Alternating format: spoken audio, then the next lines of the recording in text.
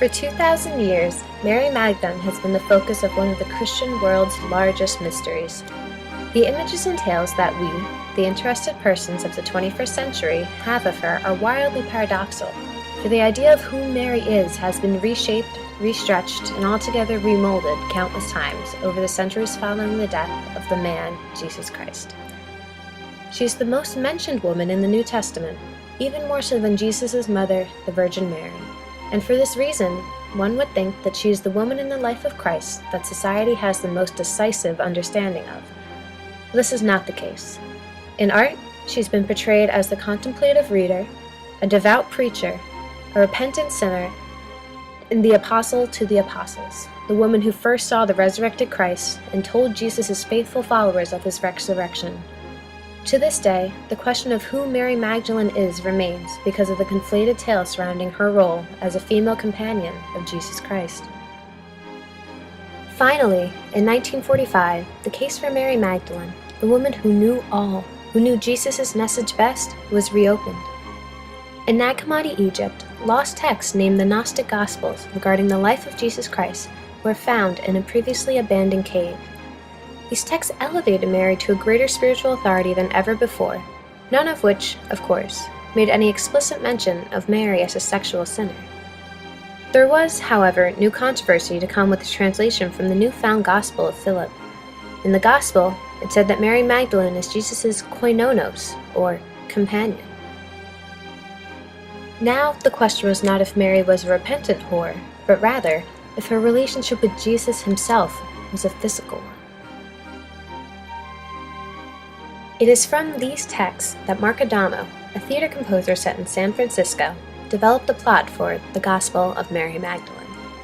Based on the canonical Gospels, the Gnostic Gospels, and nearly a century of biblical scholarship, the opera reimagined the New Testament through the eyes of the legend's most substantial female character, Mary Magdalene. Adamo's libretto, the long composition that accompanies an opera, begins with this as an explanation as to why he wrote the opera. No gospel was written as a history, but every gospel, not only those included in the New Testament, contains fragments of the history of Jesus of Nazareth and of those who followed him. In 2007, I wondered, could you develop from those fragments a credibly human original version of the story that we know only through its later magical embellishments? In such a new New Testament, might its women characters speak as eloquently as its men? The Gnostic Gospels suggest as much. And might such a story gain, rather than lose, nobility, breadth, passion, and nerve if, instead of the usual saints, angels, and sinners, it centered on human beings making momentous decisions, guided only by painful experience, moral intuition, and the light they have to see it by? The Gospel of Mary Magdalene is my answer. In the Gospel of Mary Magdalene, Mary is no fiend, no villain, no flimsy women following Yeshua, Jesus' name in the play.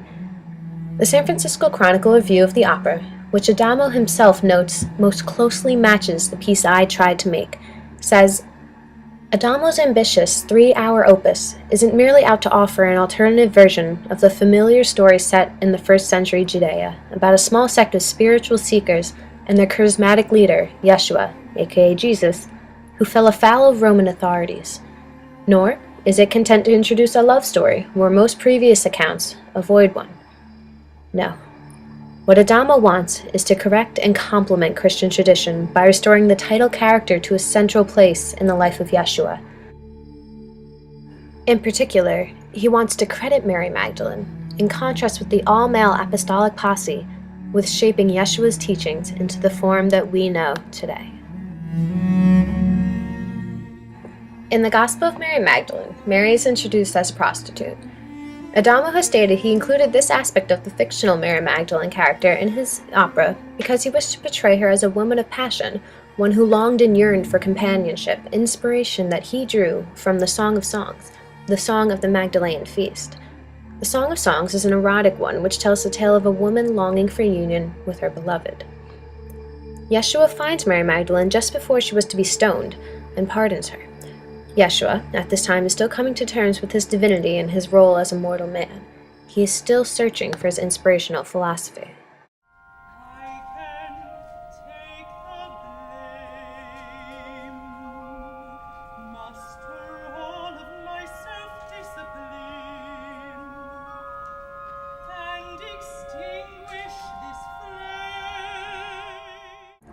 Adamo sees it that the two are meant to find each other. Yeshua and Mary grow very close. Too close, some think. Peter, Yeshua's dearest male friend, grows increasingly jealous of Mary, and a rivalry between them develops, a true occurrence suggested by the Gnostic Gospels. Peter could hardly view Mary, a lowly woman, as an equal or even someone worth listening to, said the Huffington Post review of the opera. She has to leave us, for if she doesn't leave us, she will destroy us. The question Adamo wishes to place in the minds of his audience is then, how would human history have been different if, as if the Gnostic Gospel suggested, Yeshua's co-preacher and co-leader had been a woman? How can sexuality and spirituality be reconciled? The opera's director, Kevin Newbury, had these remarks upon the opera's closing at the end of the summer of 2013. Part epic grand opera, part intimate passion play, Mark Adamo's The Gospel of Mary Magdalene encourages us to ask new questions of an iconic story. For me, the entire opera is about the search for new meaning in a familiar story. Mary searches for meaning in her own life.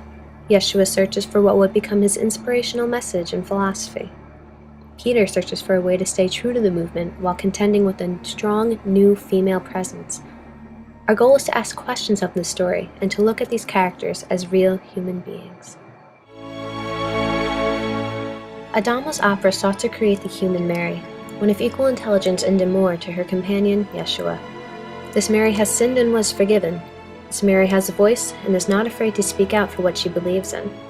This Mary is the reason behind Christ's teaching, the essential grounds for Christianity. Mary Magdalene of the 21st century opera is a relatable, strong female character. The history of the true Mary Magdalene is still flooded with mystery. The Mary of Adamo's opera is an inspiration to female leaders across the globe.